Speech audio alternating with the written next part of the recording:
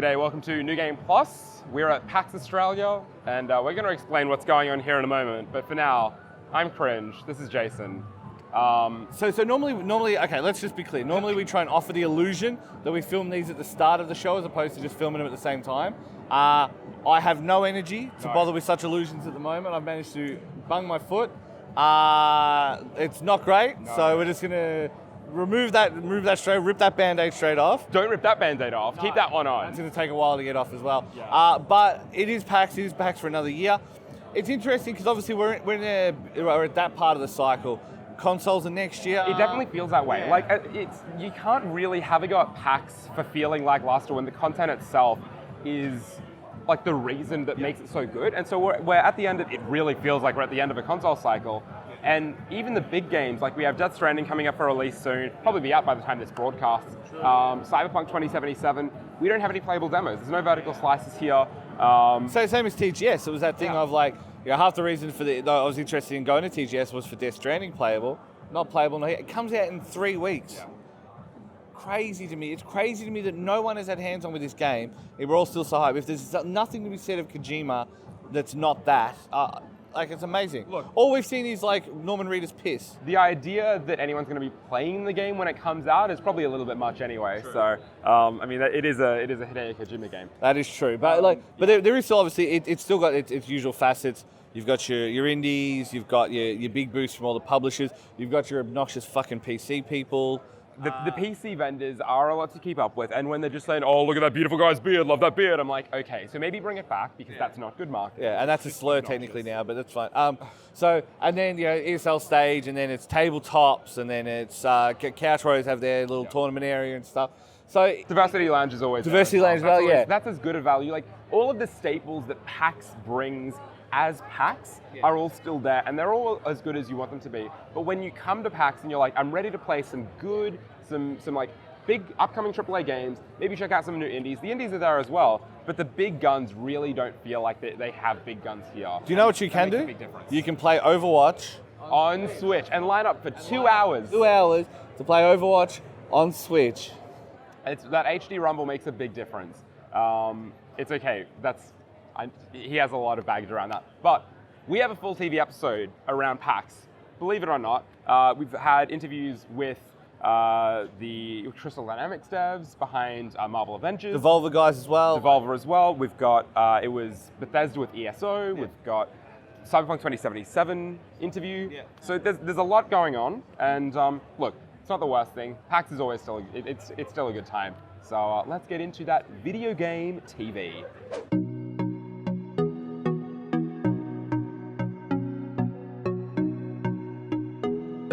Now, one of the fantastic things here at PAX is not only some of the big games, some of the big panels, or some of the big names coming down here at PAX, but it's also about the cosplay. It's about the community, and it's about, I guess, contributing to it and thriving and watching all these fantastic people cosplay their favorite video game characters. Now, I'm here with Samus, and wait. No, I think it's Bridget. It's one of our good friends. Hey guys, how you doing? So, I guess the point that we're trying to kind of illustrate here at PAX 2019 is to talk about cosplay. Now, I'm here as Laguna from Final Fantasy VIII, and unfortunately nobody cares about Final Fantasy VIII, and nobody wanted photos of me, but we have plenty of photos opportunities with Samus right here. Sorry, Bridget. Yes, I've been cosplaying all day as Samus from Metroid Prime 2, and it's been fantastic. Now, I know you've had this kind of in the pipeline for quite some time. I mean, like, how long did it take for you to construct all of this? It took about 4 months just working on the weekends. My God, like, and you got a full-time position and everything, and you're doing this over the weekends. Like, that's commitment. Yep, just coming home, working on it, all EVA foam, all sourced from Lumen's Workshop, a great Melbourne company. Just spending my free time working on something that I love. Yeah, I guess like getting invested with the community as well. Like all these local companies helping out with the cosplay scene, really doing it, not doing it tough, but actually doing it really, really strong. Now, there's certain elements to your cosplay that I actually find incredibly intriguing. Now, you told me before that the LEDs are kind of adorned on your suit, on your gun and everything, were all last-minute additions, weren't they? Yes, they were done in about 2 days just before PAX, just powered through, and a lot of hot glue and a lot of very long nights later, and it's all lit up very last minute. I guess our closing comments here when it comes down to cosplay is that, well, mine here, now I had a bit of a wardrobe malfunction. I was supposed to have some really elaborate pads, shoulder pads going on, but I had to remove them last minute. Next time, guys, next time at PAX, you might see me with my proper cosplay. But this is actually a fairly kind of like my first go. It's a fairly amateur, like, you know, first getting into it. I guess cosplay, like, there's been a lot of attention around, I guess, professional cosplay, and a lot of people get really, I guess, intimidated at the idea of getting this all together in such limited time. Now, it's not as hard, it's not as scary as people say. I mean, what's some of the advice to some of the people out there who really want to get into cosplay but may feel intimidated by the fact that there are so many other people that might do it better than them? I say go for it. Don't let anyone hold you back. Like, this is my first foam cosplay, all armor. Lots of research helps, and just do it. Don't hold yourself back by thinking about who's doing it better than you. Just do it for yourself. And I think that's pretty good advice I can take on board as well. So you might see me coming on nice and strong next year. So hopefully I can maybe get myself a good Samus cosplay going as well. We'll see what happens. Sounds good. Sounds really good. We'll both be Zero Suit Samuses next year, guys. Oh my goodness. I mean, I don't know how I'm going to compete. I mean, like, I gotta work my butt tight, you know, keep strong, get those thighs going. Yep. My God. And also the hair too. I should probably dye my hair blonde. Yep. Gonna hit the gym, get ourselves nice and fit. We're ready.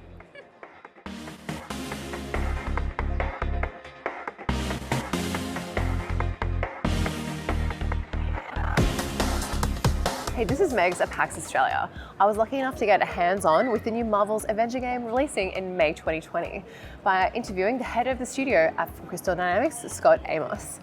He walked us through this amazing presentation that really talks to the types of gameplay players can expect, including the single and online multiplayer, but also the fact that the newest character that was released or announced at New York Comic Con last weekend, Kamala Khan. She's one of my favorite Marvel characters, and the reason is that she's just a bit of a young skew and something that Crystal Dynamics is really experienced in, doing with such experience with Lara Croft games. Scot Amos also talked about the fact that they've got this massive IP, that there's a huge challenge to make an original and unique story for players that really doesn't rely on the films or the character of the comic book history. There are hero missions and Warzone missions which really talk to the campaign, single player campaign, as well as the online experience that's up to 4 players in up to a number of missions that you can play as any character.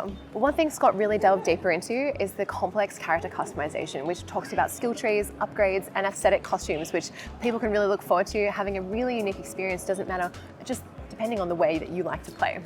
So I hope you enjoy this chat with Scot Amos from Crystal Dynamics that talks about the new Marvel's Avengers game. We needed to do something different, right? We wanted to take that same kind of tack we took with Lara Croft when we reimagined Tomb Raider, said, hey, how do we bend this a little bit differently through a crystal lens, is the way to put it. And say these characters are very well known. There's 80 years of Marvel history out there. Yes. So they've been known for way before this last 10 years. They've been known for 80 years. And the last 10 years have done a brilliant job of bringing people into this world who didn't know what these characters were or who they were. And so it's expanded the audience and the perspective of all these things. We wanted to add something to that. So it's not the game of the movie or of a comic or of a story or of a show. Yeah. That's one of the things that from the beginning we all agreed with, and Marvel explicitly brings that authenticity, but also that ask for originality. Mm-hmm. And as long as we always have a good reason for it, they always say why. Why do we have this character, or why this piece of story, or why this reference? It was always about trying to combine it into something that's a fresh take, but still familiar. I'm interested to hear your perspective on choosing Kamala Khan as a newly announced character. She's really young. She's sort of like a Gen Z kind of vibe.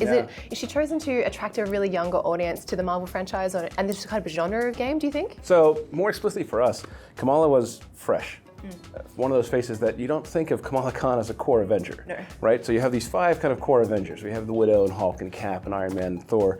That's awesome, and that's the familiar part. People understand those characters. It's easy for them to say, I kind of know who they are. Maybe I've seen a glimpse of them somewhere on a TV show or a movie or in a comic.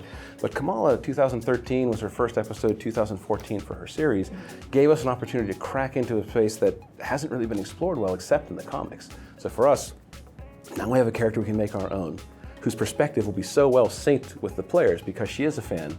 She writes fan fiction. Yeah. She loves these heroes. Exactly, she's a complete nerd. And she has such a great personality. She's just so much fun. And the idea that she has this quirky style to her that actually makes it very appealing and very relatable, that she's somebody who wants to just fit in. She has all those kind of flaws of a human, but she also has these special powers as an inhuman that she's just learning to control. And so being able to take her from the beginning, that kind of our version of her origin tale, saying here's how she's going to go through that arc, here's how she's going to become who she's destined to be. Right. But wrapping it with our story of these Avengers who've had this terrible opening ordeal at A-Day, that have now been disbanded, have now been outlawed, but she has to be the one to bring them back, and on the way find out who she is. It's a great arc for us. I'm so into it. It sounds fantastic. It's a good story. Now talk to me about the villains, the AIM, and what they're all about, and I guess how it's affecting bringing all the Avengers together. This is a group who believes in science over superheroes. AIM's entire focus is saying, how do we redefine mankind through reason, through logic? They look at superheroes as unchecked, uncontrollable. Look what happened at A-Day. Superheroes were left in charge. This terrible accident befell San Francisco.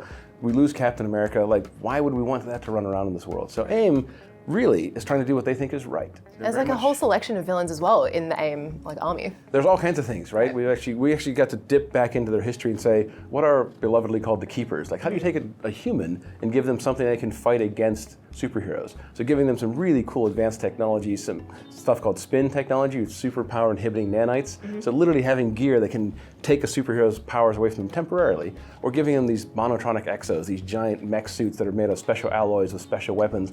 They're not mustache twirling villains. They're not like out to rule the world. They're out to fix the world. They think it is a broken place. Superheroes with these powers, with all the crazy stuff they're doing, they're just going to ruin this place. So they really do believe they're doing the right thing, maybe about the wrong way, to a logical extreme or maybe an illogical extreme. Nice.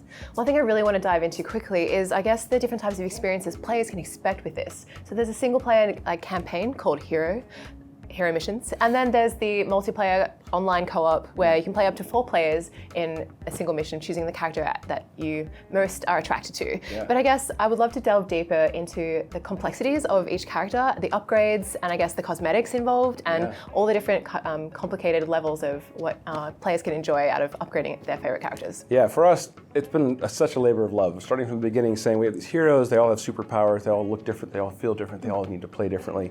But we wanted to make sure that you as a player had that agency to say, these are my version of these heroes, right? You still have a Thor, I have a Thor, but as you level them up, as you change their outfits. Like skill trees? Like skill trees. Yes, if you want your Thor to be more about area effect and controlling a crowd and having more lightning strikes, you can invest your skill points into those areas. If I want to be more about melee, with different moves with Mjolnir and to be able to stun enemies up close and personal, I will invest my skill points to have more health, more like a tank. So you can actually have a much different version of Thor, but it still both feels like Thor. Excellent. The same thing with gear. As you get gear, which has rarity from common all the way up to legendary and everything in between, you actually will find these perks inside the gear. And the perks are what you can unlock and kind of customize your play style. They can be buffs for your team, buffs for yourself, they can make your heroics charge faster. So you have these 2 real good pathways for changing and customizing your play style. You can really min-max your build for your hero.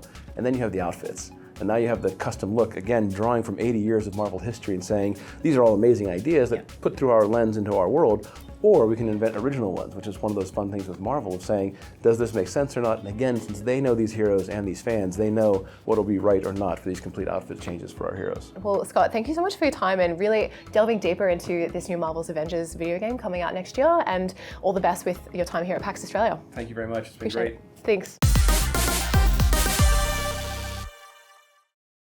Hello everyone, I'm here with Victoria Dollbaum, the design director from Destiny 2. How are you? I'm great. How are you? Good to hear. Good to hear. For the people at home, can you tell us what you do on Destiny?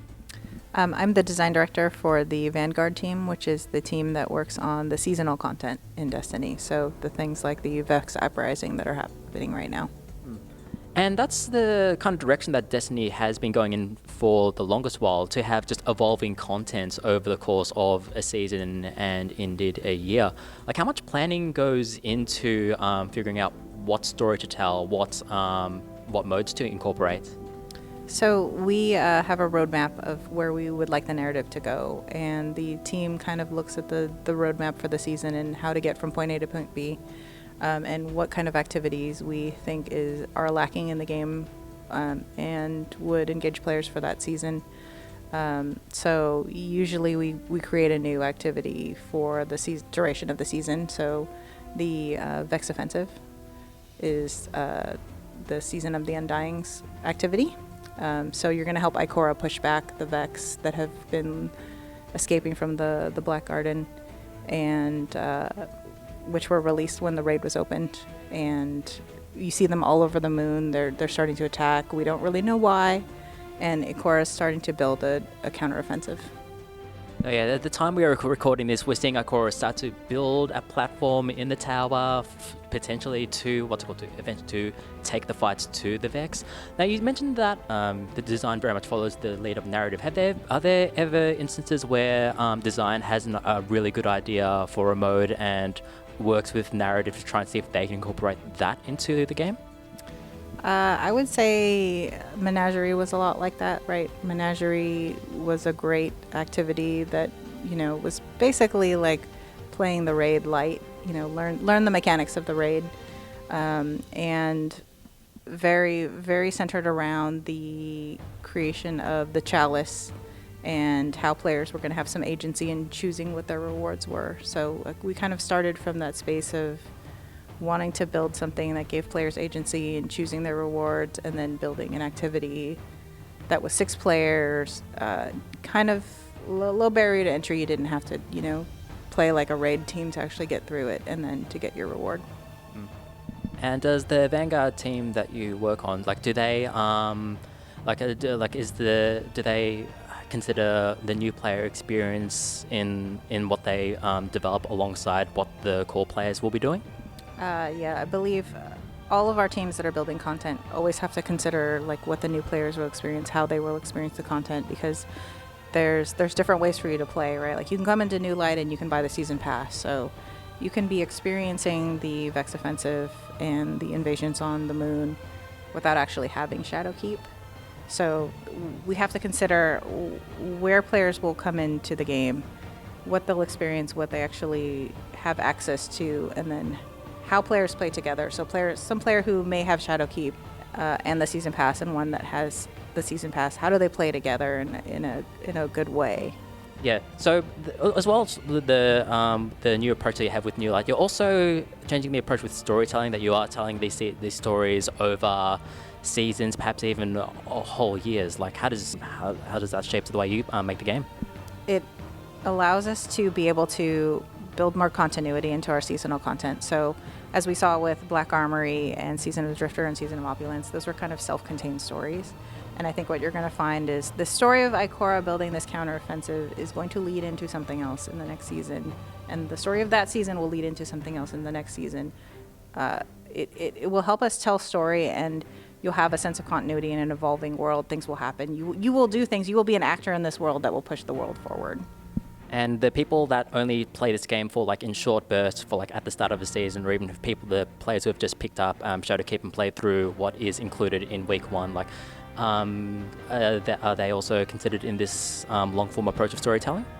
Yes. So it's part of the challenge of bringing in new players. You're going to come in at different points of the story, and things will have already happened, and so we just have to make careful considerations of when the player comes in after Cade dies and this other thing is happening, how do we actually tell the player that this has happened, right? The player maybe never met Cade, so how do we tell them that this is significant and has had an impact on the rest of the characters of the Destiny universe? There's lots of considerations we have to make with that, and so we build a roadmap that says here's all the different things that are happening and how the player will experience it and how they'll experience it after the season is over.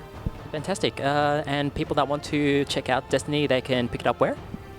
They can pick it up on the Bungie store, and I believe you can pick it up at any online retail. Fantastic. Victoria Dollbaum, thank you very much for speaking to us about Destiny 2.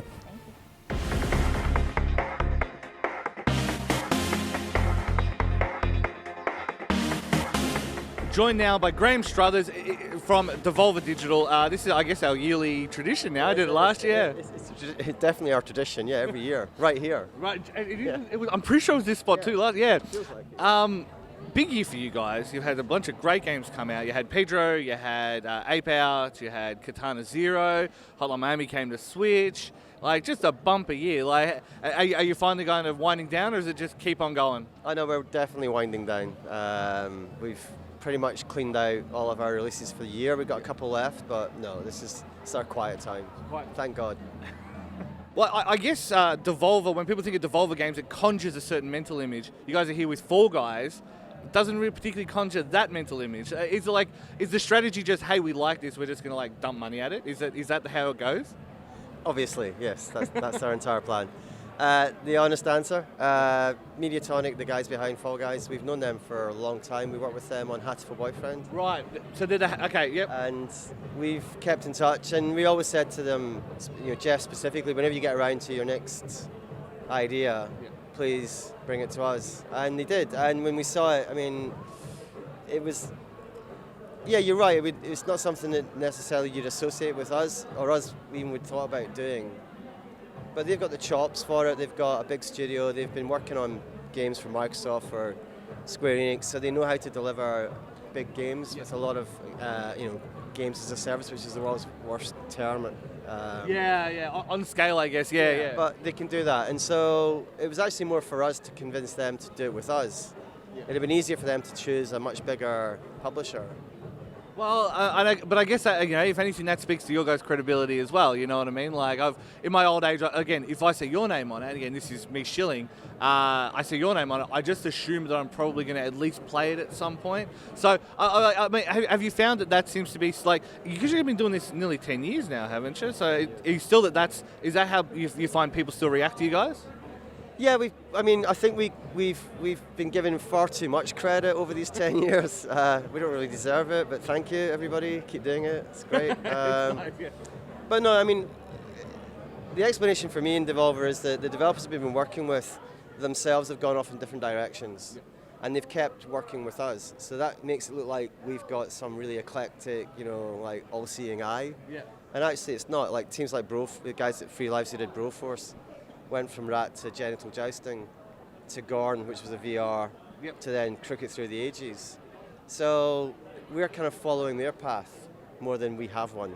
But I guess that if nothing else, it is having someone who'll support you, but also not have that. I mean, obviously you guys will say, hey, can we try this? But it doesn't seem like you don't see the focus test from above. Do you know what I mean? It's a lot of games you see the focus test when you deal with the big publishers. Right. Well, no. We kind of like the artist making those decisions. We'll do all the other boring stuff, but you want the creative people to be creative and not to try and manage that. I think that's a pretty good strat as well. Is there anything coming up for you guys that you'd like to call out specifically? See, this is where I get into trouble with Nigel, because I'll mention something he hasn't announced, so I probably shouldn't say anything, which makes me seem like one of those bigger publishers who's hiding stuff. I'm now caught in a trap. Yeah. You've got your PR paper sitting in front of the camera there. Yeah, wait, where's the PR guy? We've got Fall Guys. I know. I'm not genuinely, you've put me on the spot. I don't know what we told anybody about. I know that next year we've got 6 games we haven't told anyone about. Perfect, there you go. So 6 games next year to look forward to from Devolver. That's enough. That's a soundbite, we can use that. And they'll be coming to many platforms you like. Graeme, thank you very much for your time. Pleasure, man.